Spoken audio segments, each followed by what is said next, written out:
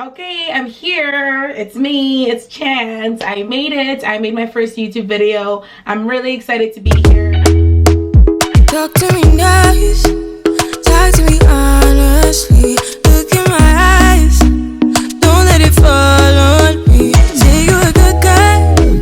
Make me believe it. Don't wanna hear it. Hi guys, welcome to my channel. I'm so thankful that you guys are here. I didn't want to start with a random Q&A from the internet because that's kind of boring. You guys don't need to know what my favorite color is, what my favorite animal is, or anything like that. So I did make a story on Instagram for 24 hours for you guys to ask me any questions, and I have a bunch of questions on my phone. I can't wait to go through them, but before we do get going, just make sure you do subscribe to my channel, like it. If there's any feedback for me, just please leave it in the comment. That's the only way I'll get better. That's the only way I will be able to grow. So please like it, share it, comment, and obviously make sure you subscribe if you want to see more of my videos. Well, let's get going. I guess I should introduce myself first, right? My name is Chanceline. I'm 23 years old. I'm from Canada. I live in Edmonton, Alberta. I do love to travel. I travel a lot, and also fitness is a big passion of mine. I feel like I have so much to share and so much to give. I have a lot of energy all the time, and I was like, what's a better way for me to spread more love and positivity into this world by putting myself out there on YouTube? So this is what I'm doing right now. The biggest intention out of my YouTube channel is just to bring more awareness into self-confidence, self-love, positivity. So that's what I'm going to try to bring you guys here, and obviously a little bit of funniness and just amusement because that's just who I am as a person. So we're going to get into it. The questions are actually so good. So good. Okay. Questions and answers YouTube vlog. My first question. So this girl went all out. I love the question that she asked. So I'm going to say how she said it and then I'm going to answer it. So she's like, girl, are you bisexual, question mark, or hetero, question mark, or lesbian, question mark? You are so hard to read that I like it. Girl, you never had dick? This is a comment that she made. Girl, you never had dick, question mark, question mark, question mark. I mean, A, did you try and was like, no, this ain't gonna work, and you went to try on girls and it worked? Or B, you always knew, if so when? Either way, I cheer for you as long as you're happy. Girl, but you should talk about this on your self-discovery. Okay, well, a lot of people always think because I kiss girls and everything, they call me bisexual. I don't really like having to identify myself as something or someone. I am myself, and that's all it is. I'm gonna love people for who they are and for their energy. I've only dated men in my life. My ex-boyfriend was of 3 years, but I've kissed girls and everything. So I think I'm just kind of open to the idea of just loving everybody that comes in your way, regardless of their sex.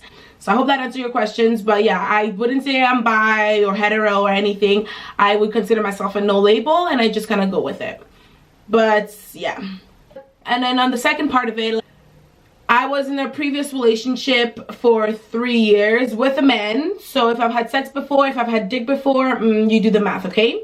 I'm pretty happy with my sexuality, honestly. I think that I'm just kind of open-minded to anything. This next question is, tell us your top 5 qualities of yourself internally and externally. I'm just gonna name them out. So 1 is confident, 2nd is self-driven, 3rd is independent, 4th is optimistic, and 5th is going to be energetic. I did have to add a 6th one in there because it's me, right? So it's positive. Those would be my top 6 qualities of myself. Confident in something that I've gained over the years, honestly, and today I think that's the only way I make it through my life is by being confident and just listening to myself. Self-driven comes with that too. Being independent, I've always been on my own. I've been on my own since I was 16 or younger. Maybe not, and I've always supported myself, and at this point I just only know to rely on myself. And optimistic, I see the good in everything, honestly. I just feel like every situation that you're in, you make it what it is. If you want to see something and think bad of it, that's your own mindset. Look at it as a way that it's there to teach you something for you to take away from it. Energetic, again, you can probably see it. I just have so much energy all the time. It's my personality. And positive. Our next question is, Chanceline, knowing that you left sweet Canada to explore Australia pre-COVID and that you had to go through the hard decision of coming back or not during COVID, how do you feel about the choice you made to come back? Do you sometimes wonder in thoughts thinking how it would have been to take another decision? Can't wait to hear from you. Heart. So this one, at first, honestly, leaving Australia was really hard for me because it felt like everything I've worked for was being crushed completely, and I was just like, I felt so small and little, and I didn't really know where to go. I felt caged in. This all started in February. That's when I started hearing about the COVID thing, and people back home started reaching out to me, and I was like, oh my god. Then I was working at this cafe and they let me go because there just wasn't enough people coming into the cafe shop and not enough hours to give. And maybe a couple weeks later, not even 2 weeks, yeah, 2 weeks later, I started losing hours at the restaurant I was working at. After that, everything started hitting me. I was like, okay, this is real. And I had to start thinking, because if I lose both my jobs, I only have so much money to make me last, and what am I gonna do after? It was really hard, and it broke me down a lot then, because I felt like there was nothing else to live for, because everything that I lived for was here. I came home because I knew that it was the right thing to do, to be with my family. I didn't really know what this whole COVID thing was gonna be like. It's the first time we go through a pandemic, a worldwide pandemic, so I didn't really want to take the chance of staying in Australia just because it would be fun, and not knowing what could happen at home with my family or with myself, and not being able to see them again. Honestly, all those thoughts were in my mind, and it was terrifying. If anything did happen to me, they wouldn't even be able to come to Australia and help me. Like, yeah, the smartest thing to do is to come home. And now that I'm home, at first, again, it was really hard. I didn't want to accept it. I kind of lived in denial for the first couple of months, but then after I got over it, I went back to my old job, and then things started adding up, and then like the whole Black Lives Matter movement started, and I had a big part of that, which made me feel so amazing about myself, and it made me feel like, yes, being home was the right thing for me.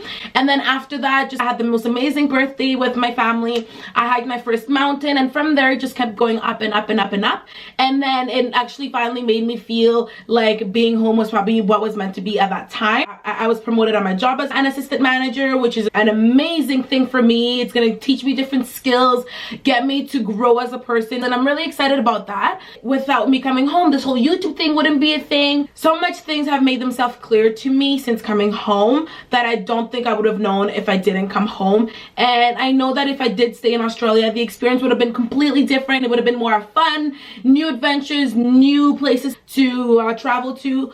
But then again, I cannot sit here and think of the thought of what if I stayed in Australia, because I'm just gonna make myself more sad. So I've just learned to accept the fact that I'm home and see the good. Seeing that Australia was an experience for me, battling that honestly alone was so hard emotionally, and it drained me a lot. And seeing that now I'm all okay and I'm fine, I think it allowed me to be stronger. Now that I'm home, I feel honestly that it was a good choice for me to come home. Even though sometimes it's kind of hard to look back at Australia and see them back to normal, not wearing masks. Their pandemic only lasted like 3-4 months, and now they're back to work and everything. So sometimes I'm like, fuck, like I should have probably stayed. But then now I'm here, and I've gained so much more being home in a different way. So I'm happy that I came home. And I think that if it was meant to be, there's gonna be more time for me to travel. I just think that everything happens the way that it's supposed to be. At this point, I don't want to sit and think about what if, because that's just not how my mind works now. It's just like, it is what it is. I'm still very grateful that I got to travel for 6 months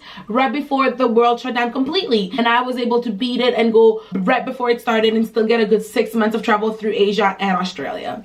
And the next question is, how much was your camera and where from? So my camera was $550. I bought it secondhand from Facebook Buy and Sell. The guy had it for $650 originally, but I was able to bring him down to $550. It still has warranty until June this year, and he's barely used it, and came with the receipt and the box. So it was a pretty good deal, honestly. The next question is, what are your goals long-term through all your travels? Where were your favorite places to visit? And would you move anywhere else outside of Edmonton? Honestly, Edmonton is home. This will always be home. I have family and friends here. I'm always gonna come back home, but to live elsewhere, yeah. I think that Edmonton is not really for me, hence why I travel so much, because I feel like there's so much more for me other places. And I just love water, I love mountains, I love different cultures and different languages and different things like that. So for me, that really attracts me, and I don't really get much of that here in Edmonton. So definitely would move. If I wanted to live anywhere else, would be in Vancouver if I was in Canada. If it was outside of Canada, I guess I would stay Australia, because I didn't get to finish my time there. I was supposed to be there for 1 year to 2, I only did 3.5 months. So if I was gonna move outside of Canada again, it would be Australia and finish up my whole travel that I started. And then throughout your travels, what was your favorite place to visit? My favorite place to visit really depends on what you're talking about. It could be experience, culture, I guess all of it together. Thailand was honestly my favorite of everywhere I've been. For me, what made it so special was the experience and the lead up to Thailand. I've been planning this solo trip for 9 months, and then all the build up, all the anticipation to do this solo backpacking trip, just getting on that plane and then arriving in Bangkok.